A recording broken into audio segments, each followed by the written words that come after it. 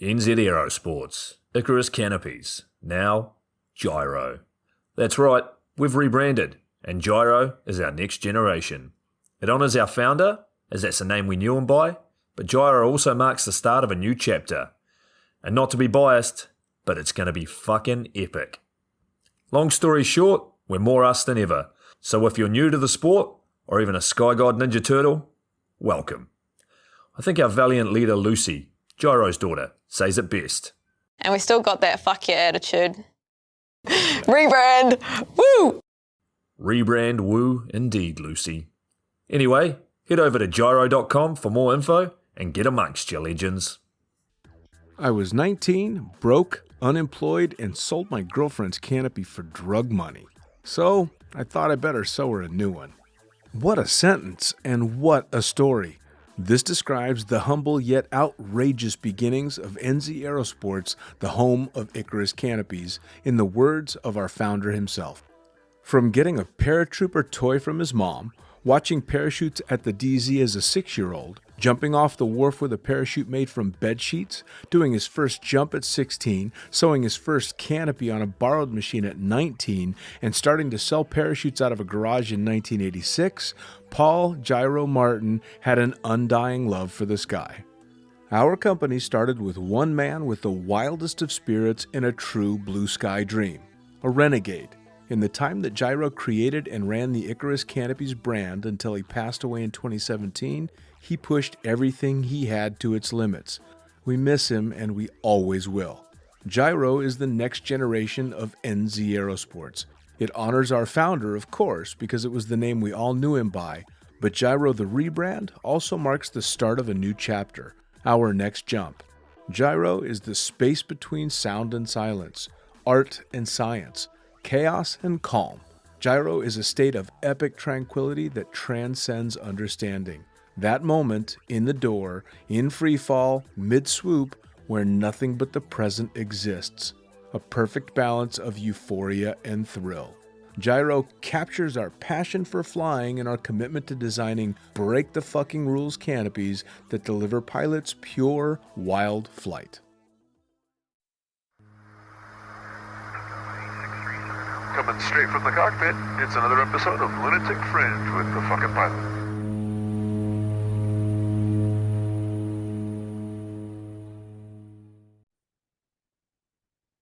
Ready, set, go.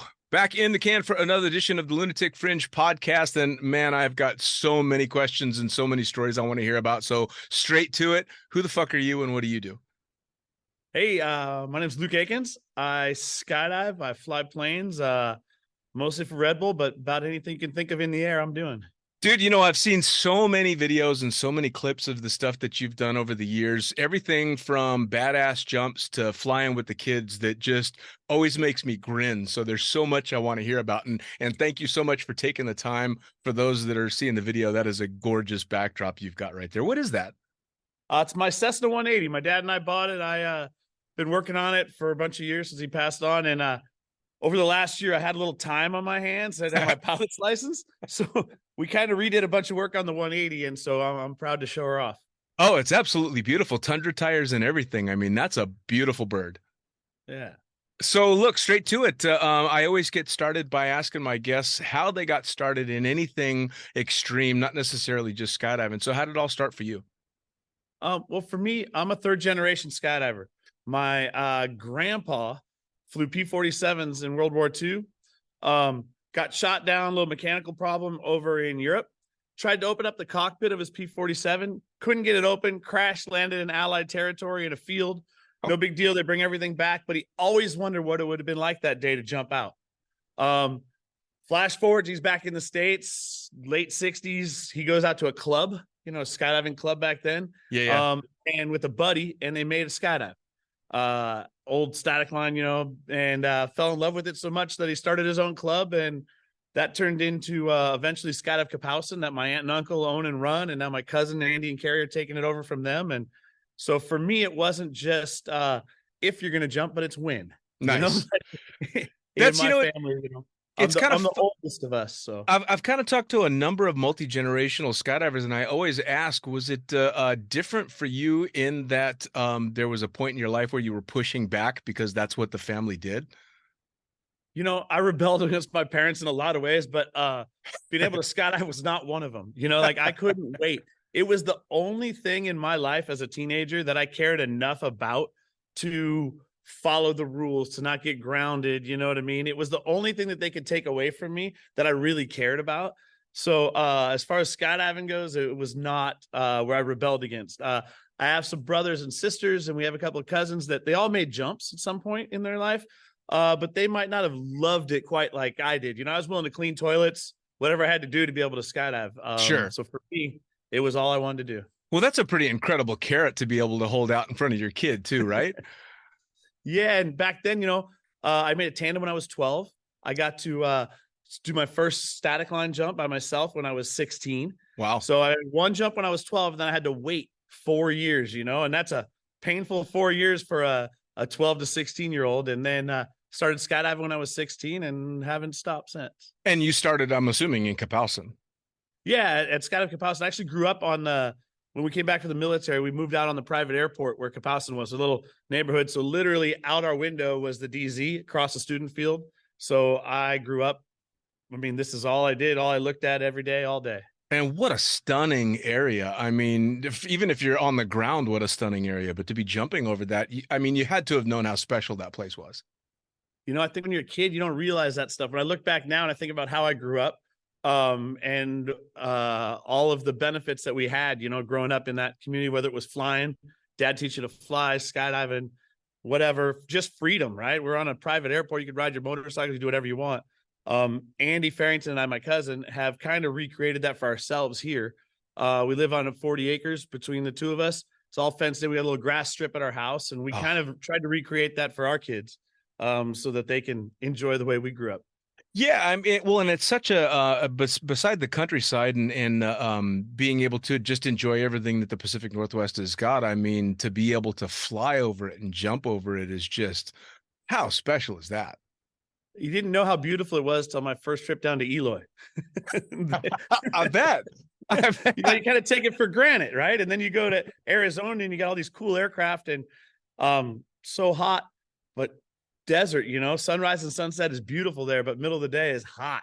Yeah, I did it backwards from you because I started out in Las Vegas, and so Eloy was, I just thought that's how it was, and I didn't see green until I started jumping in Cross Keys.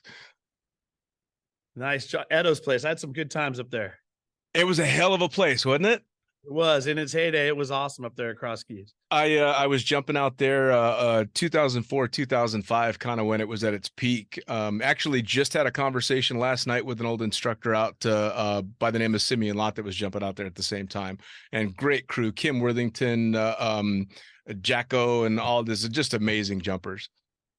Yeah, it's some fun. I didn't know John until I was much farther along in my career, you know, and we were at a swoop competition at Wildwood, New Jersey, and he was flying us in the helicopter. Yeah. And I think Ian and Shannon was at one of the early team events. Ian and Shannon get out and they do the PD thing. And then Andy and I, Farrington, are getting out and we're getting ready to go. And after those other guys jump, the helicopter starts like spinning pretty violently at altitude and rocking and rolling. And I was about to jump, but, you know, I grew up in the stuff. So I'm like, do I jump? Do I not jump? I looked up at him and John was just cracking up, laughing up front, you know. I think he knew the guys he could mess with and weren't going to get upset about it. Well, the sense of humor on that guy was epic because most of the time he wouldn't pull the pranks. He'd suggest somebody else pull them and he'd sit back and laugh his ass off watching it happen. Yeah. Do you know what year that was? You know, I don't know. It was the first Wildwood, New Jersey competition. It was like, I mean, geez, now we're all the older generation, but at the time it was the up and coming. I mean, we were figuring out the swooping thing, and it was one of the first team swoop events. I believe we were doing like formation swoops on the beach out there. It was super cool. Yeah, I worked doing tandems a couple of years that they were doing the PST out there, and I think it was Heath Richardson was competing at the time, and yeah, all the OG guys. That's awesome. Yeah. So was super fun. you did your first static line when you were 16. Was it just nonstop from there, or? Unless I was in trouble for something, which happened fairly often, I was jumping as much as I could. My aunt and uncle ran the skydive center, Jesse and Jeff Farrington. My dad was an airline pilot for United, and we lived across the way. My mom enjoyed skydiving, right? Because she jumped before she was pregnant, or when she was pregnant with me, but then stopped. But she didn't like back then, being a kid hanging out of drop zones, a little different than now. Yeah. It's a little more professional now than back then, Mom was always worried about the influences and things like that. So I was able to be there during daylight hours, and at night she tried to get me out of there. It has changed a lot, right? I mean, it's a lot family friendly. It's a whole new thing. I mean, even up here, we were always a family-oriented skydive center. But now it's more of all of them are more of a business. There's very few that have that old feel of like a clubhouse kind of thing. They're all turning. It's just the way it's the evolution of what we've done here. Sure. Well, and I would imagine part of that is the fact that our generation grew up at the peak of crazy days. And I think all of us are like, no, we got to slow this shit down. I travel around and I do lots of demonstration jumps for RedBull. I meet lots of people. They always talk about skydiving, and everyone has a story about, oh man, and there's usually an older gentleman like, man, I went out and I went skydiving, blah, blah. And they talk about how sketchy it was. And I call that the blue skies, black death period of skydiving. Yes. And I sort of enjoy that looking back, because as a kid, I was just behind that. I was at the tail end of that when I started. But that's what I call it. That if you were going to call Generation X or whatever, I would say that was the blue skies, black death. Yeah, for sure. Well, and that's one of the funnest parts that I've had with the podcast is I've had people from back in the day. I had Bill Booth on and Mo Valetto and all these OGs that were, back when that you remember the old T-shirt that said, "I remember when sex was safe and skydiving was dangerous." My mom wouldn't let me get one. I wanted one so bad. I was a teenager. Mom said, no way. My two favorite pieces of clothing that I ever got, one back then was that T-shirt, and then I could never afford Tony patch pants back in the day. So when I was working with the company, they sent me a pair. Nice. I remember that shirt. I think there were a bunch of sperm in a DC-3 that were running out the door, right? That's the exact shirt, right? Yeah, man. It was greatest shirt. I can picture that shirt right now. Yeah. So when did the flying start for you? Was it at the same time? I mean, as a kid, you grew up, my grandpa took us flying as Champ, or my dad, my dad and uncle had a Beach 18. We had all the stuff for the jump center. So you'd go riding and you get to play with the yoke, stuff like that. But then when we got a little bit older, obviously, as soon as I turned 16, I soloed on my 16th birthday. I didn't get to jump on my 16th birthday because I was in trouble I think I borrowed the family car. I went to a football game before I had my license. But I got to solo. My dad kind of pushed mom into that. So I got to solo an airplane on my 16th birthday. My brother Josh actually got to do solo, driver's license, and first jump all on his 16th birthday. That's a hell of a birthday. Yeah, he was a little more rule follower than me. He got to do it all. Well, now that area, to learn how to fly in that area must have been kind of challenging, no? I mean, you don't know any different. If you grow up and you start skydiving at a drop zone that has a small student landing area, your accuracy gets good, right? If you live on a small airport and that's where you learn to fly, you go to a great big field and you know what I mean? Then people are kind of landing all over because you're not focused on landing an exact point. Sure. So I think it's whatever you're used to. It's exactly the same as flying a parachute in my mind. Yeah, no, fair enough. And I can completely see that. My flying career started out in Northern California in Sacramento, in the valley. So I had nothing but wide open skies and massive fields. And the first time I tried to cross the mountains to go visit my mom in Seattle, I hit proper turbulence and literally scared the shit out of myself. It'll happen. Yeah. So as you're growing up and obviously you're living that lifestyle, was it different for you as a kid with the kids you were going to school with? Were they like, holy shit, you get to jump out of airplanes, or was that just something you did? I think that it was a little bit of both, right? It's your buddies you grew up with school and they would come visit you, spend the night, sleepovers at your house or whatever, you're around the airport. But when you're a kid, you cared more about riding motorcycles and, doing that kind of stuff. As we got into junior high and high school, a lot of my buddies would say, as soon as school was over or practice was over for whatever sport it was, I'm off to the DZ back home because I could pack a parachute. Back then it was $3 a canopy, right? I would pack a couple Goliaths or MT1Ss, like a DC-5 looking thing. You'd pack some student rigs and you're making $3 which was good money. You could make a lot of money in a day back then doing it. So I do that instead of flip burgers. But a lot of my friends at the time were like, man, you're just wasting your life, blah, blah. They're out going to the lake and goofing off. And all I wanted to do was be at the jump center when the weather was nice. Jump center and girls was about all I cared about as a teenager. It's really funny though. You went back later and you go to like a reunion, you run into some buddies from school or whatever. And, just like me, they find it hard to believe that I was actually able to make a career out of goofing off at the jump center.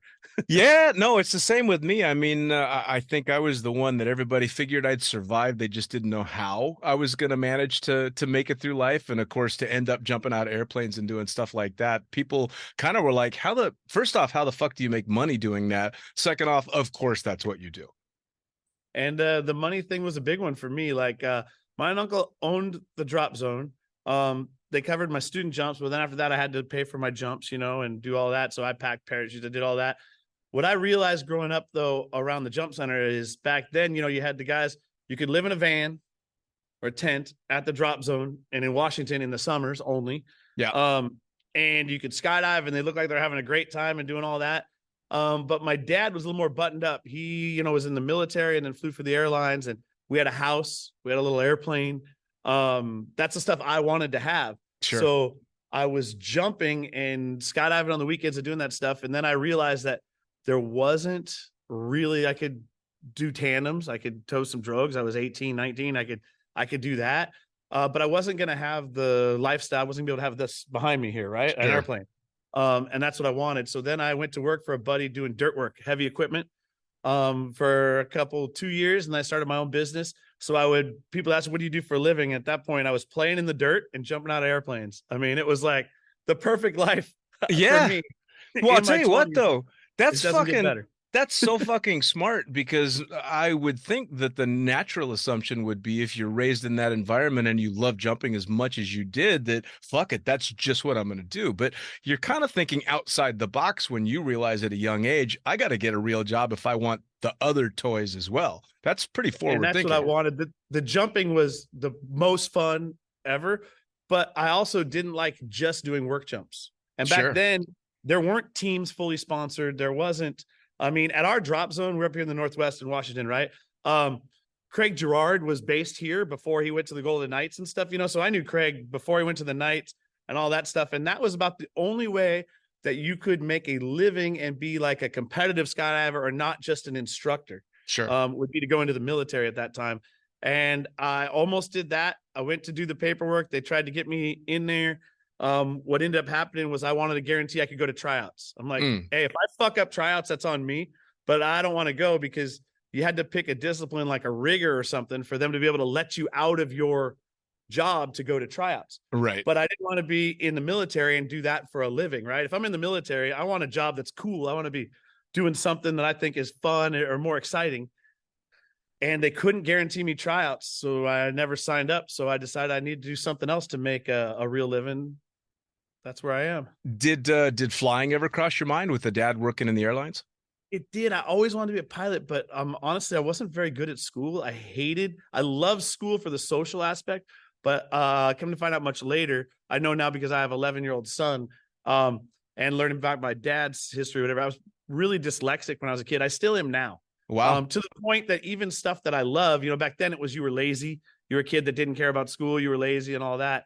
And I mean, even when I'm flying this plane, if someone gives me a squawk, they give me a number, right? Hey, squawk 3507.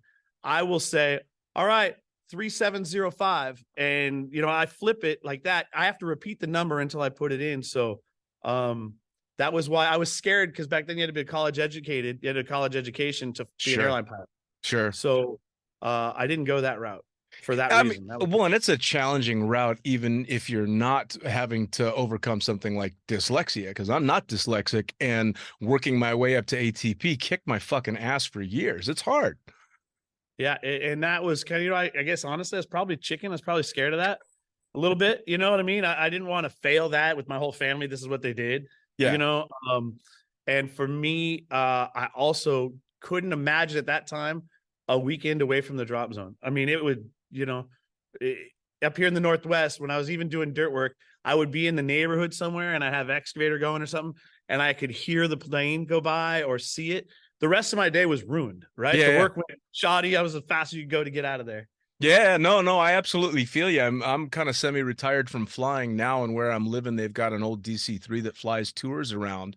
And every time I hear that thing rumbling past, instantly I'm looking out the window. Fuck, where is it? And you can't help it. It's just a draw. Yep. And So, when did your jumping career start to turn towards the more obscure stuff that you've done? I mean, a lot of the stuff that you've done has been way outside the box. yeah, so I grew up here in the Northwest.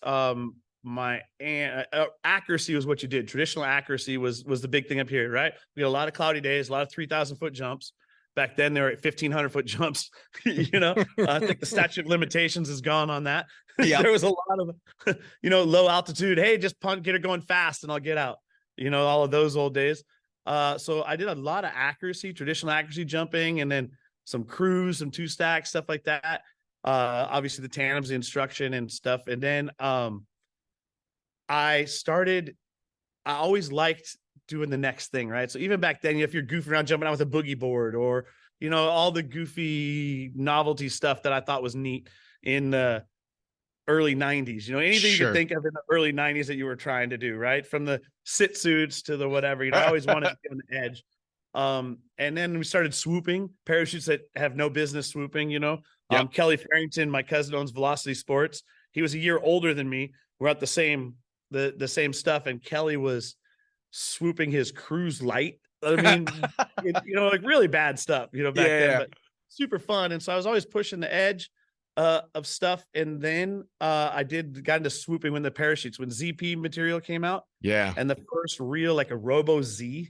I mean, I'm dating myself now, but that was the first zero porosity hybrid canopy I can remember. Yeah. And that thing, a 185, was like a rocket ship, right? Yep. And I weighed 160 pounds then. But I really enjoyed that. And then when the swooping took off, all the PST, the Pro Tour, and all that stuff, I started doing that. And then I helped out on a RedBull demo, right? And I had some stuff where I was doing the dirt work. We had an accident happen. And I was kind of done with that. I didn't want to do that stuff anymore.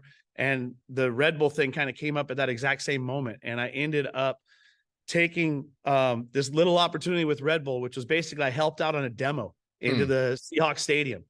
And I was so excited. It was so cool. I helped out on a demo, and you do a good job. You land where you're supposed to. You can talk, educated. You don't sound like the yo, bro, dude, man. Right. And then that slowly, John DeVore and Othar were like, oh, I got a little more work from them. And then it started to turn into a really busy demo season. We're doing like 40, 50 jumps. And with RedBull, they would allow me to come up with ideas. It would help you do all the stuff you're doing on a shoestring before, doing Mr. Bills and climbing up on sliders and having the low guy cut away and flying around sitting on the slider, all that stuff that was just fun, goof off on a Wednesday afternoon. Now there was an outlet to show it off and to do neat stuff. So at that point, I'd always been pushing it and, pushing it. And then when RedBull gave me that opportunity to push it with a little backing, it kind of opened my eyes up to see like, wow, there's a lot of stuff that you could do if you have proper support. And I mean, this would have been at basically the very beginning for RedBull Air Sports. Yeah. Yeah, I mean, I came in I would say in the middle of that, like the end of like the heyday stuff of that with RedBull. Before that, I did a bunch of crew world records and, a couple belly world records and things like that were super fun. But again, those were all, you were spending money. You weren't making money. Yeah. And you're sleeping on the floor. We went from, I say that most of the people on the RedBull Air Force, and I think of myself, Andy and Jeffro, right?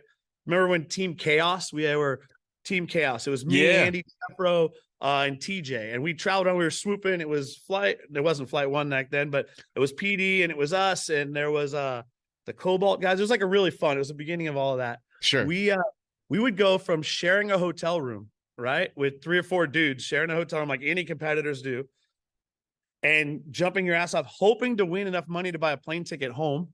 I mean, like that was how it would go back then. Yep. And then we were able to take that, and then all of a sudden, we're staying in nice hotels in our own rooms, doing a jump with no pressure. Just show off, basically. They're saying like, you jump into a crowd of people in front of a bar, and your whole job is to show off and then burn it down with the bar and have a good time, right? Be the fun thing. And that was a change, right? You're like, wow, there's a whole nother world out here. And I'd heard rumors from the Budweiser team that was sponsored a long time ago. There was a Budweiser skydiving team and a couple other ones. And I think we were able to take that kind of thing and turn it into, thanks to like John DeVore and some of the other guys ahead of me, open the door for us to be able to make a true living and explore, try things that have never been done before. Well, when I had a chance to talk to Jeffro a few months back, it was great because I was talking to him from the RedBull medical facility where you guys do all your checkups and all the training and stuff. And he's, there making sure the old bones are working right and everything. And he's telling me the story of how he was originally approached by RedBull and he turned him down. And I almost fell out of my fucking chair. I'm like, you did what? And he's all, yeah, I got a second shot at it though. And it's chasing Roberta. He was chasing Roberta around the country. I mean, whatever Jeffro says, he's my best friend, one of my best friends. Whatever he says, Jeffro was chasing Roberta around the world. And he wasn't going to give that up for nothing. Fair enough. I mean, I can't fault him for that. I obviously looking back now, it's great that he had that second chance, especially with all the stuff that he's done. And you guys have done so much stuff together as well. In fact, one of the recent ones that I saw, I believe, involved a bunch of you guys. Was it you jumping off of the helicopter over an aircraft, and then it went to somebody swooping, and just this chain of events? Yeah, we did a couple of cool things. That was Jeffro's idea. We did like chain, wanted to show a bunch of different disciplines in one shot, which is trying to tie everything together. All the cool things you see in videos on the internet, we try to do them in one take, right? Which is really fun and neat to show off that kind of stuff. It had to be. Now, in recent history, you did what will go down as one of the most single memorable jumps ever, and that was the rigless landing. How in the hell did that come about, man? That one was wild. So to take it back a step for me to tell the real story is that, and it's really neat for me, by the way, to be able to talk to skydivers about this stuff because they'll understand, right? Sure. So I was sponsored by RedBull. I was doing demo jumps and doing that stuff.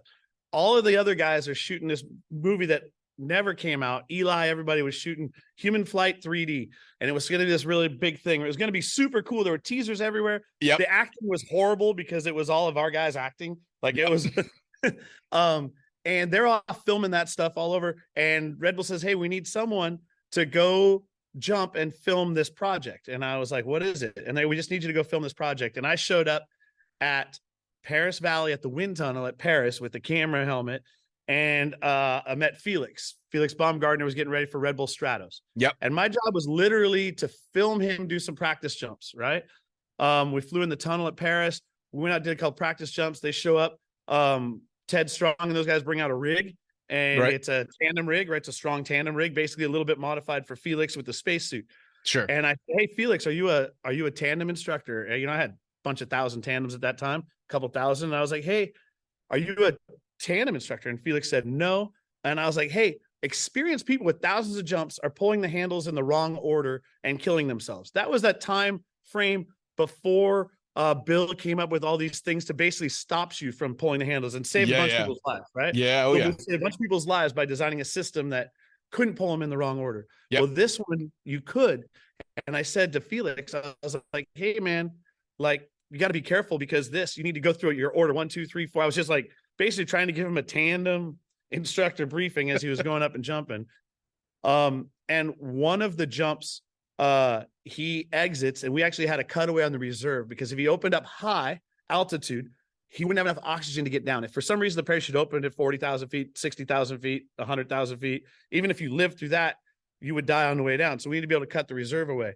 Well, they put a lockout on it, but Felix grabs the wrong handles, pulls them in the wrong order, and I'm filming, and then he pulls the drogue release to go away, or he pulls the drogue, and with the drogue, a solo person, he just slows down. So that was kind of my cue. When he slowed down, I would turn and track away and open. He tugged on one of the reserve cutaway instead of the drogue release until the Cypress fired, but he beat the Cypress, so it didn't cut the loop. But super sketchy. He did things in the wrong order. Sure. And that night they asked me if I would come on and help, on the project, because they didn't really have a skydiving expert at that time. Sure. They had Felix, who was distracted in many ways because he had all of this stuff going on. So I got involved in that. I met a ton of people. I helped design. We reworked the equipment. Kelly at Velocity made me a new rig. We did some different stuff. He does a jump. It's successful. Meet a lot of people. One of the people I met was Chris Talley. He's a RedBull nutrition guy and does his thing. He called me a couple of years after Stratus. He goes, "Hey, Luke, I want you to sign an NDA." And I was like, "Sure." And you sign a non-disclosure agreement.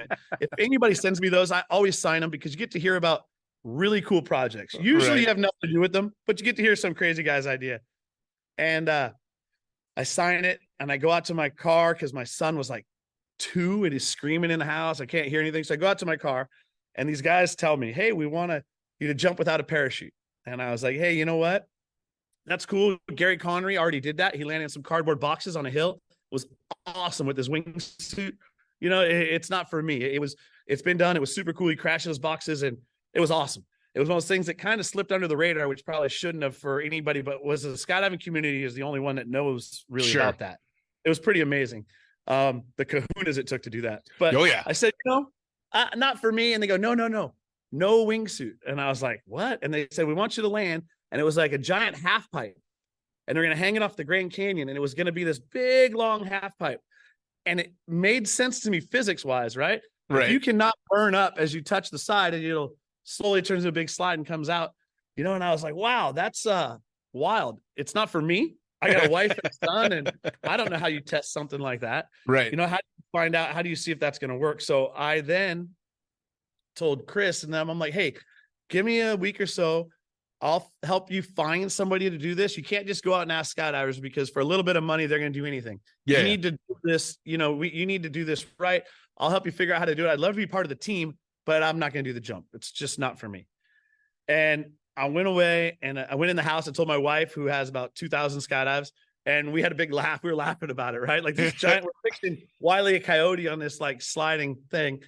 And ends up about 2 weeks go by and I woke up. I was up skiing at the mountain and I woke up and I said, if someone held a gun to my head and said, "Luke, you have to jump without a parachute, how could you do it? Is there a way to do it? Is there a way to test it so that it's not like the flip of a coin of whether it's going to work or not, right? Where you're not just relying on your athletic ability or your something to make it work out."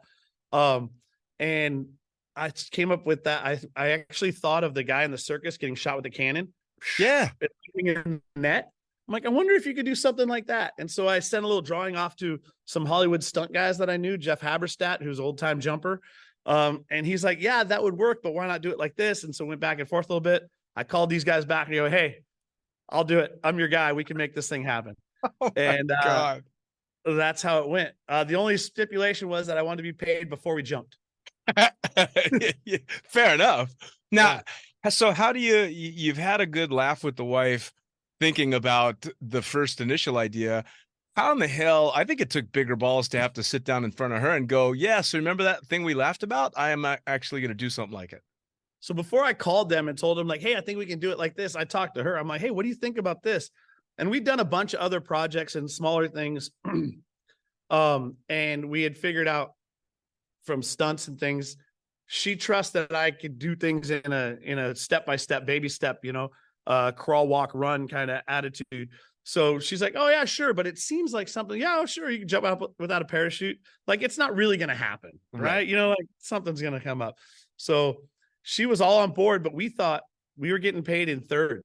We were going to get a third of this money to just figure out how to do this. Right. And not ever take a single risk. Right. So for a guy who's a entrepreneur working for yourself, trying to do your stuff, that was great. I get to do basically a research and development project with zero risk, and I get paid to like play around. Sure. And then as it got closer to the project, when it got to the end, honestly, up until about 2 weeks before, I always thought somebody was going to step in and say, "You can't do this."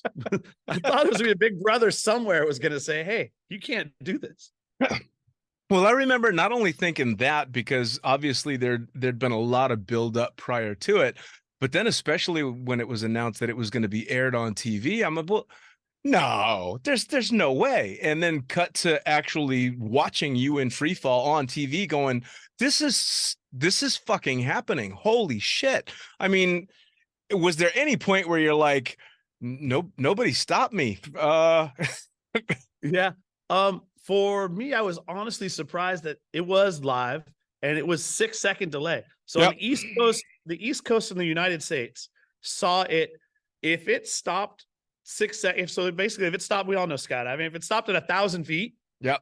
and the line went dead, you could assume something bad happened, right? But they went live. I was so involved in it and so focused, and we did so many test jumps and so much practice that it was to the point. My wife and I had a deal that I had to do 75 jumps in a row, opening over the top of this 100 by 100 foot box. Yep. Below 1,000 feet, open my parachute below 1,000 feet over that box. If I could do that 75 times in a row, we were very certain that I was going to be able to. I mean, 75 times, you can't throw a piece of garbage into this garbage can next to me 75 times in a row. Sure. I mean, you're now 100%. You're not 90% sure it's going to work. You're 100%. By the time we did it for real, we had done 82 times in a row. Wow. Now on our way to 75, we had to start over a bunch of times. We were figuring out how to do it. But by the time we figured out how to do it, we were so involved and so into it. The only drama came about 3 days before the project. I had let somebody go who thought he was a stunt coordinator on the project. He went to the Screen Actors Guild, who paid for most of our health insurance from Hollywood movies and things like that. Sure. And he told them that I was going to die and that I had never done the roll, he called it. And I was like, man, we do a rollover at our 7th jump, right? In AFF. We teach you guys barrel. I'm like, I've probably done 10,000 of them or whatever. But anyway, that was the drama over the parachute on the day of, right? They're like, hey, he has to wear a parachute, doesn't have to wear a parachute. The morning of the jump, we were almost not going to jump at all. And they said, well, just wear it. We'll do some hidden thing. We won't tell anybody. And I said, that's not me. I'm straight. If I'm going to wear it, I'm going to say I'm wearing it. I'm going to make a big deal about it. I'm like, hey, they made me do this. And I might not have even done it actually, if they had gone that route. Sure. My stunt coordinator and my aerial coordinator and my wife and I had a little meeting in the morning of, and it was a bunch of back and forth. And when you should be as focused as you could be on what you're going to do that afternoon, there was this back and forth, parachute, no parachute. They told me, hey, you do whatever you want to do, Luke.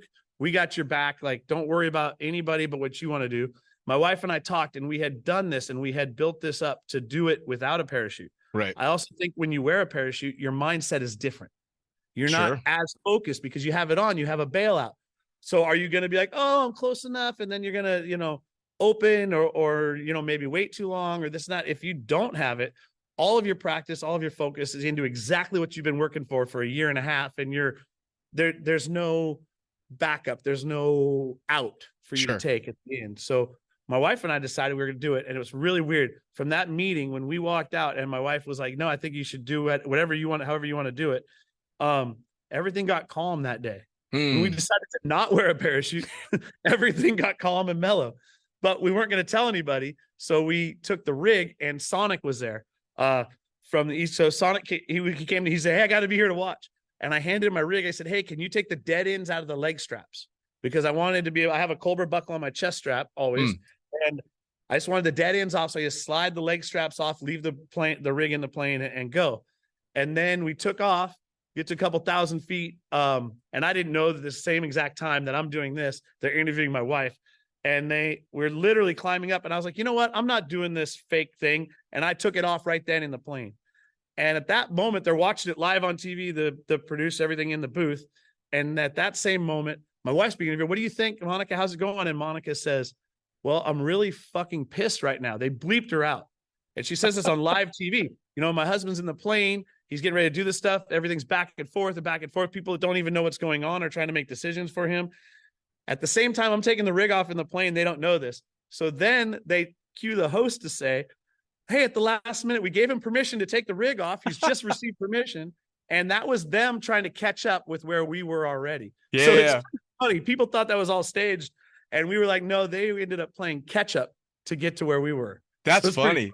Well, I remember seeing a picture that you had posted that was a great shot of, I believe your wife was flying and you were just smiling for the camera, and the caption was along the lines of, "There's no way you could have done it without your team member, your teammate," speaking of her.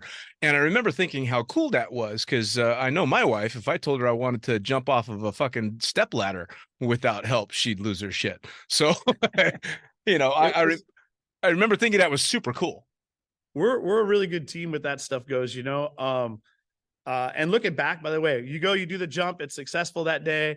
When I'm coming into land, after I land, I get to hear all the stories from everybody. So like, it wasn't public, but any of my friends that asked to come, you know, we got them out there, you know. So Craig's there, Craig Gerard, Eliana, Sean Hill flew in, Josh Hall. Like, there's a whole bunch of there's a lot of skydiving like royalty that was there that just because they're like, hey, we're not gonna, you know, miss this thing. Sure. And I heard a funny story that I think Josh told me that Craig was sitting next to him, and I guess when I was about 5,000 feet, he elbowed Josh and said, "Man, this is a really big jump." I was like, I thought that was a pretty funny story. I like hearing those ones after the fact. But and especially from somebody like Gerard. I mean, talk about the true gentleman of skydiving. I mean, the guy is literally the poster child for the perfect skydiver, and to have him there and going, this is a big deal. That's fucking funny. It's pretty funny. Yeah. So those are like the fun memories you take away from that particular project, is the teamwork and all the stuff. You know, I got the accolades. I got to be the guy who did this thing. But without all of them, everybody, I couldn't have done that. You know, the whole team that makes that thing happen, right? I mean, we dropped dummies into that net over and over, measuring G forces. We had these cylinders. It was just really complicated. So it wasn't the flip of a coin.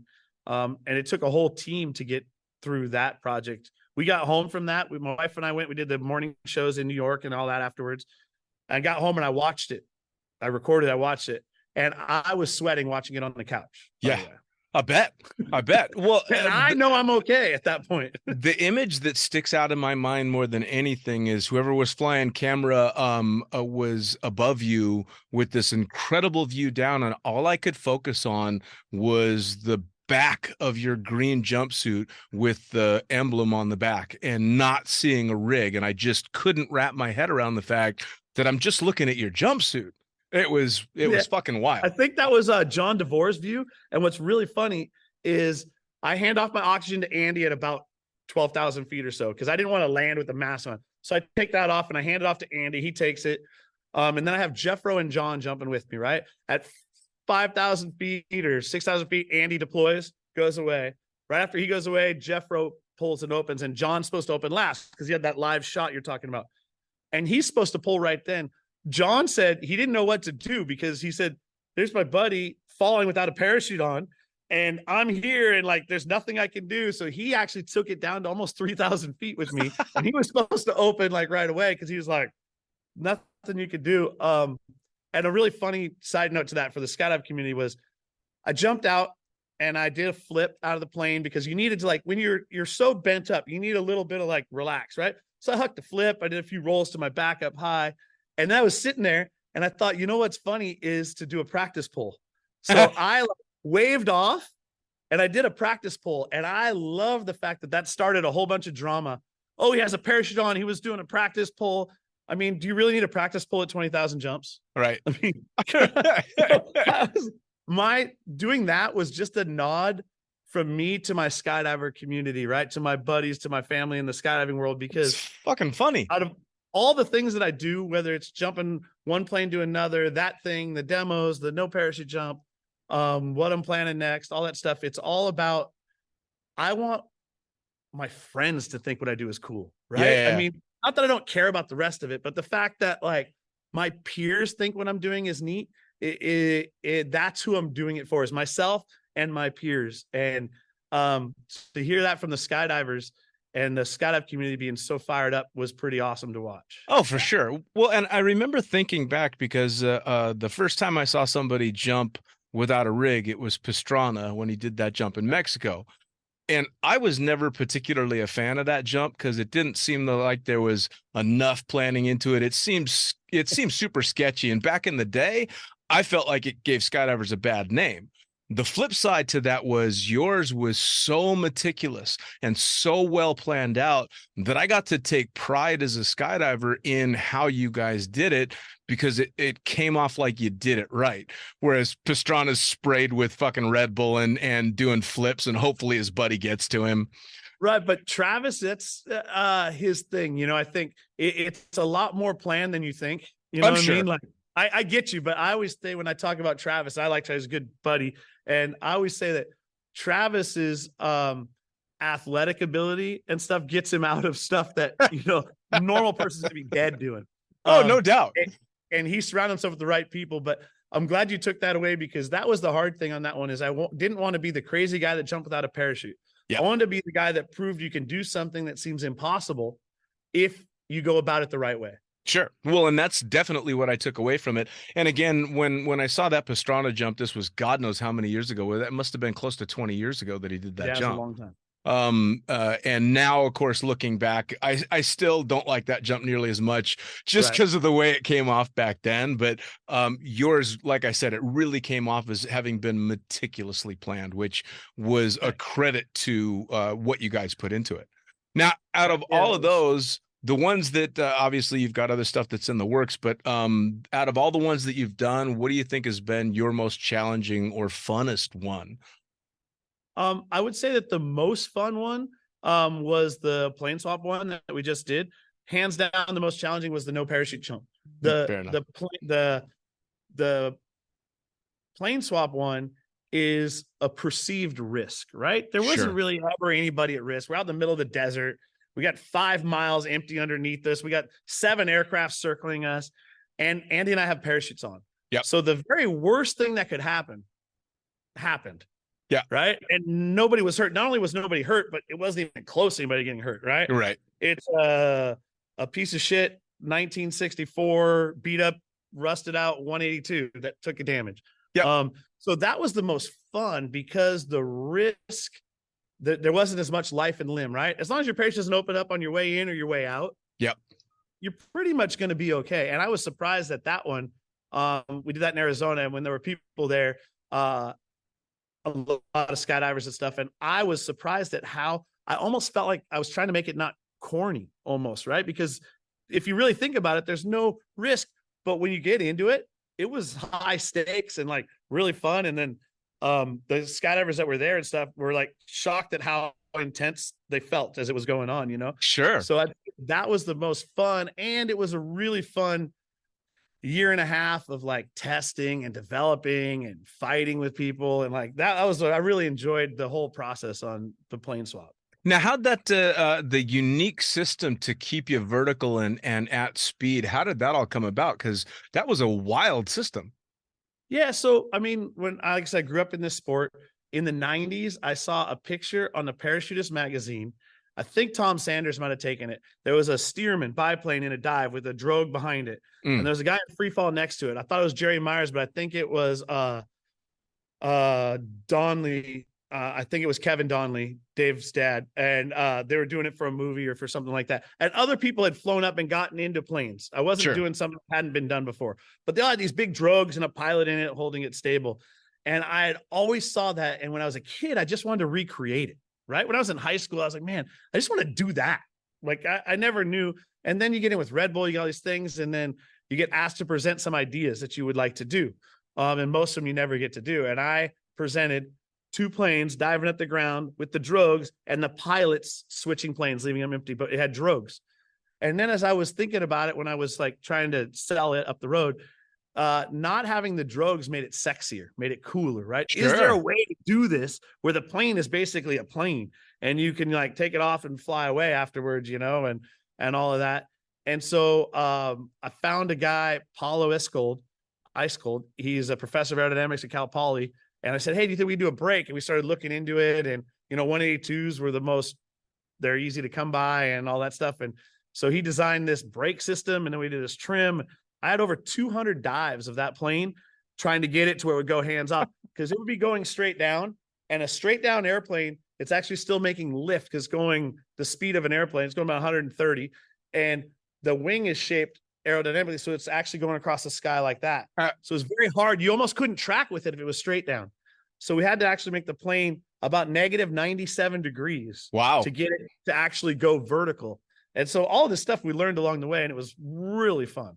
Oh, it had to be. I mean, watching the whole transition through it and the video that was produced showing some of the testing and stuff was, as a pilot especially, was super interesting.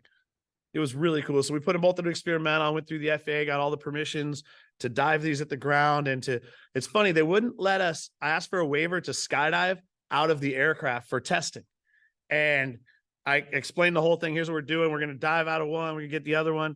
And they said, you don't need a waiver. The FAA writes this thing. And this is where the skydiving community really pissed me off. All my friends and family out there, you guys really pissed me off. Some of you, not all of you, some of you big haters out there. The plane, I asked for permission to jump out of the plane. It goes all the way through the FAA. The FAA comes back and says, we do not consider this skydiving. You do not intend to parachute to the surface. Therefore, it doesn't meet the definition of skydiving. Right. From the FAA on a big letterhead, that's done. So now that removes USPA. It removes everybody, all skydiving from it, because the FAA saying it's not skydiving. Sure. So they said we didn't need an exemption to jump out of it because we don't intend to skydive. If we skydive, it's an emergency. We used our parachute because we weren't able to get back in. Sure. That was super cool. And that letter ends up, how come none of you guys that hate me can't bust me from skydiving? But the whole thing about that was so cool that we were working with them all the way through, you know, and at the very end on Friday night, I don't think I need their permission. I'd asked for months and months and months. I get nothing. I think they were taking a step back and they were just going to let it go. I hit up a bunch of senators and a bunch of people, had them asking the FAA what was going on. And then on Friday night, I got a letter that said, you know, hey, this exemption you asked for, and I only asked not if I could do it. I said, can the pilots leave their station? The FAA told me you may need this exemption. And if you do, you don't have enough time to apply for it. And I said, well, I don't think I need it. I don't think I meet that. I'm dropping, like, we throw cars out of airplanes in the exact same spot that crash in the desert. Right. Like a 67 Camaro crashing into the desert without a parachute, without anything. And I'm like, that's what we're doing. And they said, well, maybe you need this, maybe you don't. So I applied for it anyway. But on the exemption request, I wrote, I do not believe that this applies to me. I was directed to apply for this.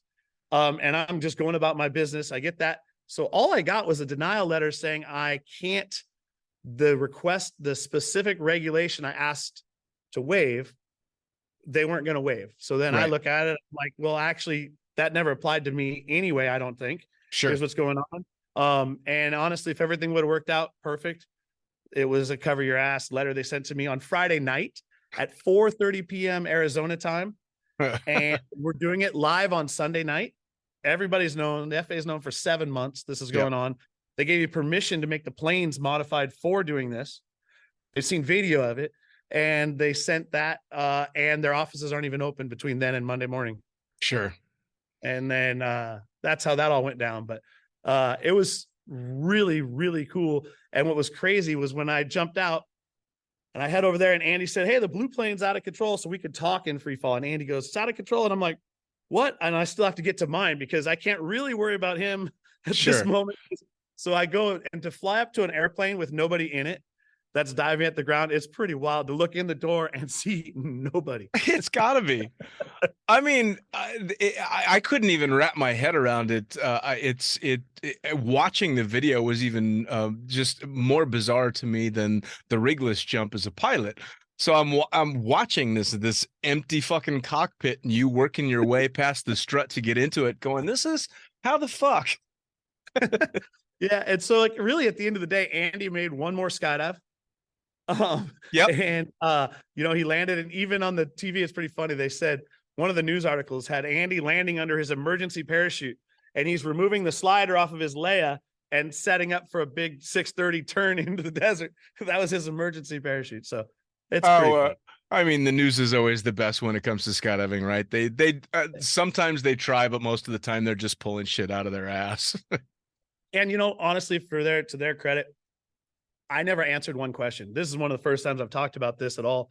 There's so much to it. Sure. But, we never talked. So they only had the information that they got from the FAA and their experts, you know. The one thing I got to say, though, about our skydiving community, we talk about family, we talk about all this. there was quite a bit of venom out there saying that I was ruining skydiving and I was going to make it so the FAA made skydiving illegal. I mean, there's this craziness going on from people that don't really know. And I thought it was really funny that everyone totes this big family love. And in that moment, there was a lot of hate from a very small minority, by the way, of people. Sure. And I'm just out there showing off what we do. I'm trying to get more eyes on skydiving. I think everyone in the world should make one jump. Absolutely. I really, really believe that. And I'm out there promoting this sport. I try to do things safely. I do everything you're supposed to. And I thought it was pretty bummer. I was honestly bummed on some of that. I go to Oshkosh, though, right after that, right? I don't do anything for 6 months. I kind of stay off the radar.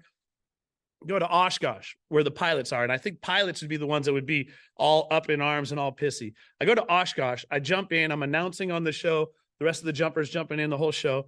I had people coming up, taking pictures. I can't believe they're coming down on you like that. You were in the middle of the desert. There was nobody in danger. Like all of the stuff I thought that my community that I have supported my whole life would have been doing was this community that I didn't. And I really came to respect a lot of that, the aviation community, a lot more than I did because of how they reaction to this was very cool. And it's awesome that they had that reaction towards you and a very, again, methodical attempt at a stunt, the kind of stuff that just kind of pushes aviation and the sport forward by trying these new things. And then you had that moron that for an Instagram video bails out of his plane with a sport rig on saying he had a malfunction, and the aviation community fucking raped that guy. Yeah, it was very interesting how they did. And even in the court stuff, we love when people compared the two, There's no comparison. They're so different, right? Yeah. What we did and how we went about it and the whole thing, where we did it, how we did the thing, and that video over the desert, when you guys see, when I start posting stuff, that plane diving at the ground over the desert, it's awesome. Yeah. And there's nothing below there, obviously they were, in court, they said, hey, so how do you know that a plane wasn't going to fly under there? Well, we have ADSB. Well, they don't all have ADSB. We're like, yeah, we had 6 aircraft circling the area. We had people on the ground with radios. We had a knock it off signal. We had all of these things. And when we heard green, green, green before Andy and I initiated the dive, that meant everything is clear. It's 40 seconds from the pushover till the plane lands in the desert. Yeah. Okay. So we're like, hey, how far could you see that day? And they're like, I don't know. And I said, okay, let's say 10 miles in Arizona on a clear day, which is easy. Yeah. Right. 10 miles viz. The plane would have to go 500 miles an hour and be at that exact moment in order to penetrate our airspace. It's virtually impossible. Well, and it's also, especially knowing the history of what's going on at that drop zone. And I mean, I grew up to Joe Jennings' Good Stuff, I mean, so cool. You're throwing fucking cars and living rooms out of airplanes over that desert. So the argument that an aircraft might fly through and hit something is moot, because you guys been throwing shit out of airplanes, including people, for a very long time over that chunk of airspace. Yeah. And everyone knew where we were, what we were doing. I mean, we're doing live TV. Yeah. They really didn't like it. All they had to do was come. They knew where I was going to be for weeks ahead of time. They knew for about 6 months where we were going to be and the day we were going to do it and the time and all that. Sure. But anyway, that doesn't matter. We got our licenses back. Congratulations. We've never heard back yet from the NTSB on our appeal. We filed an appeal about 7 months ago and we've not heard a single thing, which it only matters to me and my pride right now. Everyone's like, why do you keep investing in this? Well, for me, I don't mind the punishment part. I don't mind all that stuff. What really bothers me is the careless and reckless. Yeah. Say, hey, even if they interpret it that they said, hey, we told you not to, if that's where they come down and you did it. I'm like, okay, I did it, but careless and reckless is a willful disregard for persons and property. And with all the precautions and everything we did, there was no careless and reckless about what I did. My whole reputation, my life is built on planning, preparation, risk mitigation, all of that. Well, and if you put that same standard to pretty much all of skydiving and aviation going backwards, then both aviation and skydiving all fit the careless and reckless definition, all of it. Yeah. And, for me, it's not about all these things I do. I love to do them, right? Don't get me wrong. I'm not going to pretend that it's not just super fun to be able to do all this stuff. Right. But I also want to inspire people. Like I go do talks on the no parachute jump and this kind of thing. And I talk to people, and I don't think I'm inspiring people to do this, right? Sure. They're not going to go jump out of a plane without a parachute. It's not going to become a sport, right? I just want them to see that anything is possible, Sure. right? No matter what it is. If you want to quit your job and go get a better job, if you want to do this, if you plan and prepare and like interview and you do all this stuff and you save money so that you have this transition period, that you can do anything. If it's something as simple as that, if me showing that I do this and I could jump out of this plane without a parachute and land in this net and be totally safe and have it not even seem too sketchy when I did it, that you could do anything. If you just put your mind to it and come up with a plan. Which is pretty awesome. I mean, it really is. And that one, you're going to be telling that story for a very, very long time. Now, is there anything coming up that you can talk about? Not quite yet. I'm working on some stuff. I got a couple things that I want to do. One not so big and one real big. And then I really would love to have somebody come to me with an idea that they want to do. And I would love to help somebody, do their thing. Sure. It's about time, not quite. I have two more little things, but for me to maybe take a step back and be the guy behind the guy, kind of what I did on Stratos with Felix. Sure. I was in the background and you help, I worked in that for 2.5, 3 years and helped him do that. I'd love to have somebody who had an idea that I thought was worthy of, these live TV events. I loved the Evel Knievel stuff when I was a kid and things like that. And that's kind of what I've been trying to do in different than him, because I felt like when he did his stuff, he didn't care. He assumed he was going to get hurt and banged up and maybe die. And if I feel that's going to happen, I'm not going to do it. Yeah. So those are the differences. I also just finished a project with Orlando Bloom, the actor. Oh, nice. I took him from no skydives. This will get the community fired up. I took him from 0 skydives to wingsuiting for a TV show. And we did it in 32 jumps. So I'm always like, the whole goal on that one was it's a show. He's got 3 episodes where he's pushing the limits of what he could do. He's super fit, super athletic. And we took him to the wind tunnel with Mickey Nuttall, and they came out and we went, and his whole AFF program all the way through was just working on trying to wingsuit. You know what I mean? We did, as soon as he was doing solos, we're doing wingsuit exits, wingsuit pulls, going through the whole thing. And all he had to do was fly a wingsuit. Right. And I got a waiver for it. And in the meeting, at the board meeting, they said, I'm on the board of directors, and I don't get to vote on my own stuff, but I was like, hey, here's what I want to do. And we're just trying to show that focus training with the right person, it's not as much about numbers. Now, obviously he needs experience, and he was only able to do this for the show, and he doesn't have a bunch of the other skills you need for skydiving, right? He only has the skill to open up, fly a wingsuit, steer, and open his parachute and land where he wants. Right. But that was the whole goal of the project. So that one will come out in November on TV, and that's a really cool one. There'll be a bunch of piss and vinegar coming from that one too. Oh, fuck them. But that bumps my respect for Orlando Bloom. That's pretty badass. Dude, he was a stud. It was funny because the first couple of days, my wife did the AFF with me. And the first 2 days, he is very much an actor going through a role, doing his stuff. The 5th day or so, we made a jump. And as he dove out, I was filming, and he dives out the door, and he's going to do dive to dock with my wife, Monica. Right. And the look on his face, it changed in that moment. It was really cool. I watched him come from an actor who was doing a job to a skydiver. Right. He didn't care about the camera. He was just in it. It's that intense look and the focus. And it's kind of a half, that on your 20th jumper. So you got like a half smile. It's sort of fun, but you're really focused. Sure. And it was the same look I've seen thousands of times on other jumpers. It was really cool to watch him change and become a skydiver in that moment. It was really Which cool. is pretty spectacular. Well, and I suppose growing up, it's difficult sometimes to take Hollywood and the actors seriously, but I had the opportunity to do some of the flying for Tom Cruise when he did the I forget which Mission Impossible it was, where he skydived into Paris. But he was doing the jumps out in Dubai, and he did the tailgate portion out in Abu Dhabi, but they did the free fall portion out of our otters at Skydive Dubai out in the desert.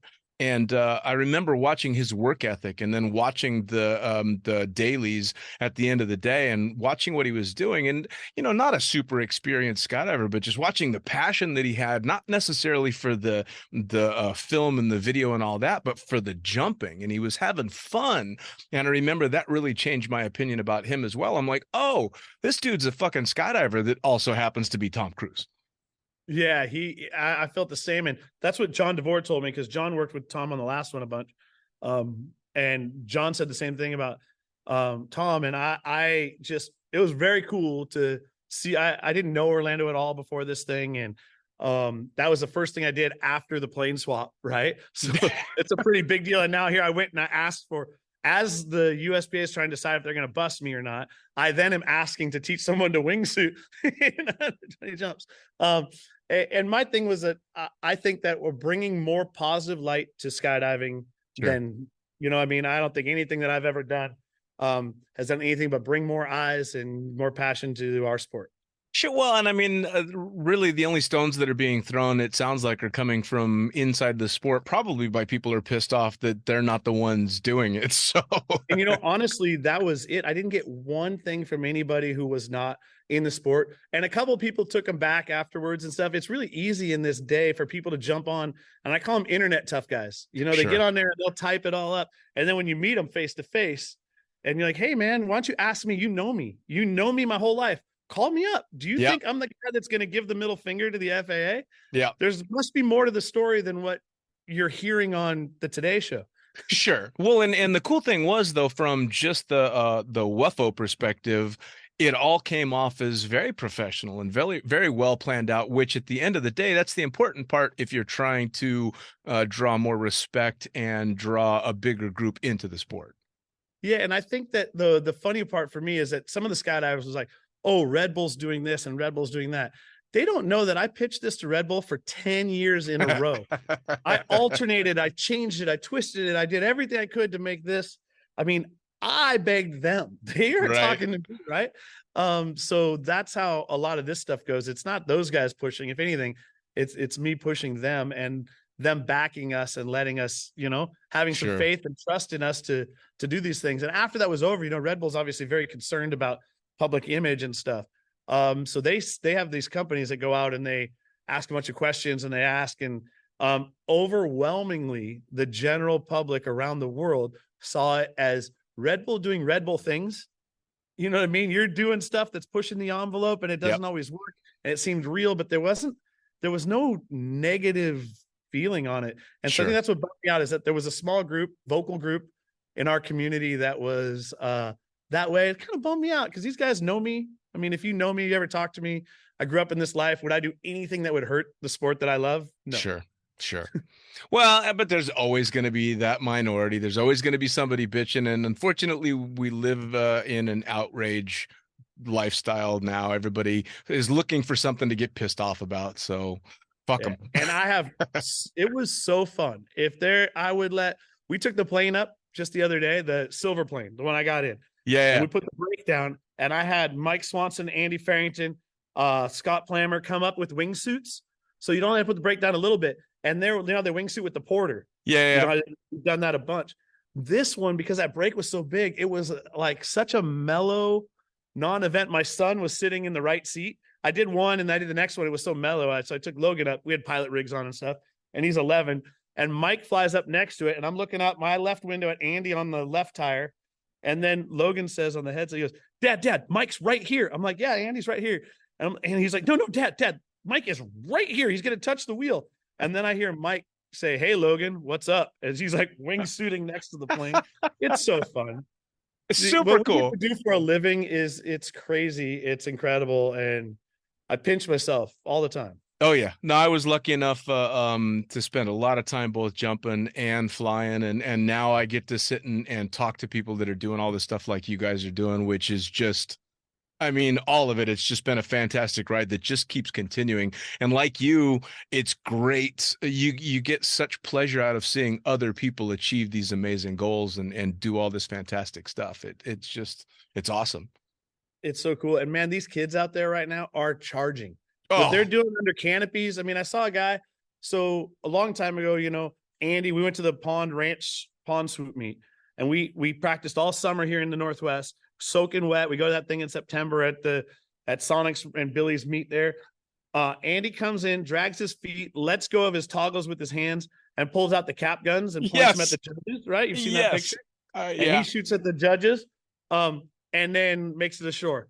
And that same round, I think I went first, then Andy did that. I came in and I did now it's called the blind man. But at the time, I just shoved my feet in the water, and that was the first time anybody had seen that, and put a half a line twist in your parachute. And I got it from, used to watch guys screw up, right? You'd hit the pond, they'd bounce off, they'd get line twist, they'd flare just instinctually, and it would come out and they would land nicely. And man, you almost died. So I thought, why can't you do that on purpose? Right. So that was how we developed all that stuff. But to watch what we did then, which we thought was cutting edge at the time, to watch what these guys are doing now, it's insane. Oh, I mean, well, the guy does a barrel roll, right? They're like, oh, I know it. doing a barrel Well, roll. I was watching Pablo Hernandez was trying to nail the barrel roll out in Dubai, and I remember watching some of the footage of that stuff. And I mean, whether it's canopies or the wingsuiting stuff that they're doing now, I've got Danny Roman's going to sit down again with me here in a couple of weeks, and I mean, I remember watching him just recently flying past the observers, flaring up and landing next to the observers. That should have been everywhere. I don't know why it was. I don't think people understood what they saw. Yeah, That for sure. He basically buzzed heads, opened, and then landed back there. Which is That was absolutely the coolest. Yeah, that was an absolute perfect demonstration of basically flaring off the ground and opening up and dialing it back. I mean, it was incredible. And they used to say you couldn't go up. I remember people saying, "Nope, it's fake news. Can't go up." Well, yeah, it's a different world. When I saw him in Arizona, we did a training camp in Arizona in February, and I told him, I was like, "Man, that was one of the coolest things I've seen in a long time." Was that particular jump? But didn't he paraglide up too? So I think that's what made it even better. Yeah, he tandem paraglide up, jumped, wingsuited, buzzed by. I mean, it was like all human powered. Yeah, the comment I posted was something along the lines of "What the actual fuck?" Because I couldn't. It was pretty cool. And that's happening across the board. I mean, things are being done that when I started 29 years ago were the stuff of imagination. You know, I mean, this was when the Chronicles videos were coming out and everybody was losing their shit because, Olav was running around upside down. And now from that to this, it's incredible. Yeah. And, for me, that's one of the cool things about all these projects, and everybody talks about the people you meet and stuff, right? So when I met Charles Bryan, right, he was on the RedBull team with us forever before me, and then recently has taken a step back. But like, I remember him from the Chronicles, right? And all that stuff. And Swanson from all of the clowns things and all that stuff, right? I was like, man, now these guys are like your buddies hanging out. And I felt the same way with Joe Kittinger. I went from a kid, third generation skydiver, that grew up knowing who Joe Kittinger was, right? Yeah. That's what people always asked back then. Who's jumped from the highest? And it was Colonel Kittinger back then, to during Stratos becoming friends with him, and spending a lot of time where his wife Sherry and him send my son Christmas presents and, all that stuff. And then when Joe's passing, made me sit back to think about all of the people I've met, in skydiving that were legends then, you know what I mean? Like that, It's pretty cool.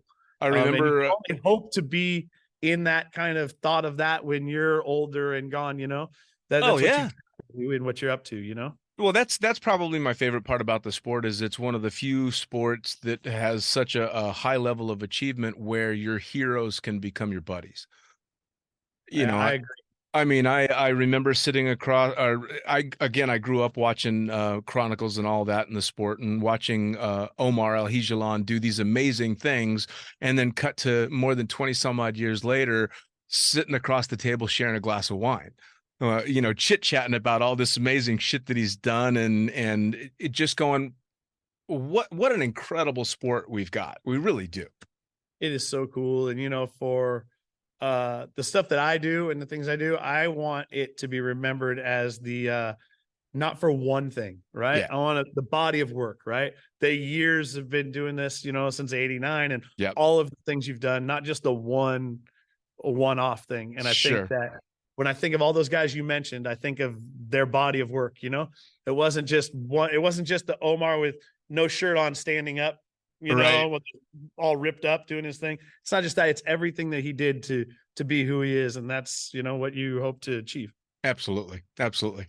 I'll tell you what, Luke, I cannot thank you enough for taking the time to sit down with me. I'm not going to burn any more of your time because I could literally eat up your entire day getting stories from you. But you'll have to chop this up. And there's so many more stories.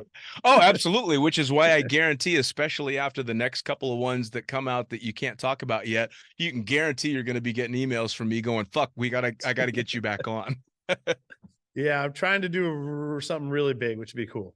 Well, expect emails from me and expect myself and a whole lot of people to be watching and waiting for it to happen. Gotcha. But hey, no parachute jumps for me. I kind of called that one. I did that one. We're going to check that one off. So perfect. Yeah, no. You did it once. I'm glad. It was amazing. Don't do it again. That was what we said, you know, you don't try to top that. And we were talking about just the other night. I stopped talking for a minute so you could chop this in or whatever. But so one of the other cool parts about the no parachute jump was that when you landed, it had this vibrating feeling, you know, that they talk about being in the zone and focused and all of those things. That last 1,000 feet or so, everything is so clear. The net looks so big and all that stuff. You land and you get up. I had to get up off the ground, right? I had to actually stand up. Sure. It lowered me on my back to the net. And I talked to myself. I just posted a video on Facebook about just the raw clip of the audio. It's just rolling on my chest and you can hear the emotion and, you know, the whole thing in it. And it's really cool. But that feeling, I think if you try to chase that feeling of that high, I think that you don't live very long. Yeah. I think, how could you? I am fortunate enough to have done it.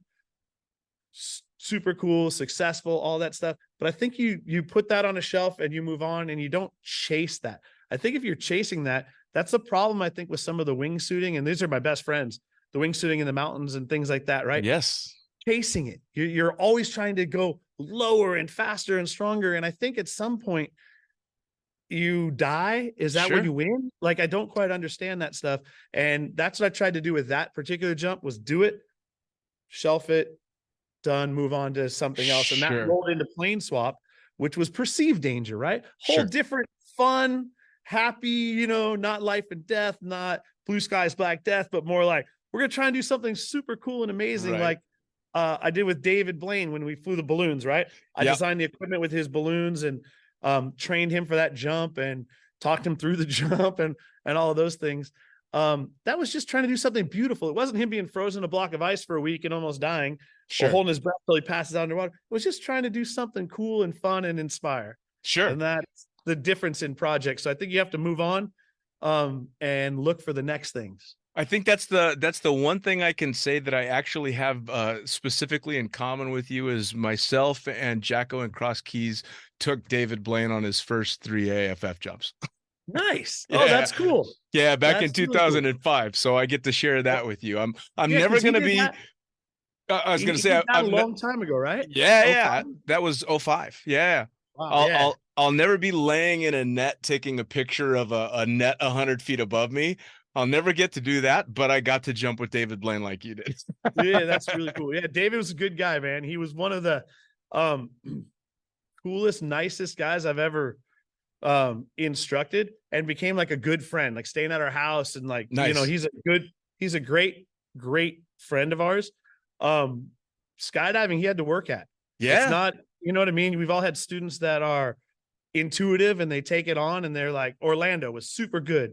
And it was just very natural. David was committed and worked his way through all of that, which is, you know, another level of commitment, which I don't know that everybody has to work through that difficult. And his card tricks are fucking insane, man. They just next level crazy. He blew everybody at Cross Keys away after a day of jumping. He did a couple of tricks and the whole hangar is just losing their shit. So insane. It was, impressive stuff. Very cool. Well, hey, man, thanks for having me. This has been great. And I was glad we were able to finally make it happen. Yeah, no, I really appreciate it. I really can't wait to see what comes next, both for your jumps and the behind the scenes stuff you do with other people. So again, thank you so much. No worries, man. Thanks. Luke, you take care. Well, there you have it. Another episode of the Lunatic Fringe podcast brought to you as always by, well, wait, not as always, actually. Brought to you now by Gyro. Formerly known as NZ Aerosports, you'll head to gyro.com for their next level line of canopies. By Pussfoot, the extreme sports collective. Head over to pussfoot.com to check it out. By Summit Parachute Systems, check out summitparachutesystems.com to talk to Jarrett Martin and the gang about kick-ass pilot rigs, rigging courses, and more. By Flyaway Indoor Skydiving, go to flyawaytn.com and check out all the cutting-edge stuff to come. By Pure Spectrum CBD, head to purespectrumcbd.com to check out their wide range of CBD products. And as for us, head to the lunaticfringepodcast.com to listen to any of the hundreds of episodes currently available, hit the link for our YouTube channel, pick up your copy of the Lunatic Fringe book or The Accidental Stripper, and get a sneak peek at upcoming guests. Once again, thanks for listening, and we'll see you next time.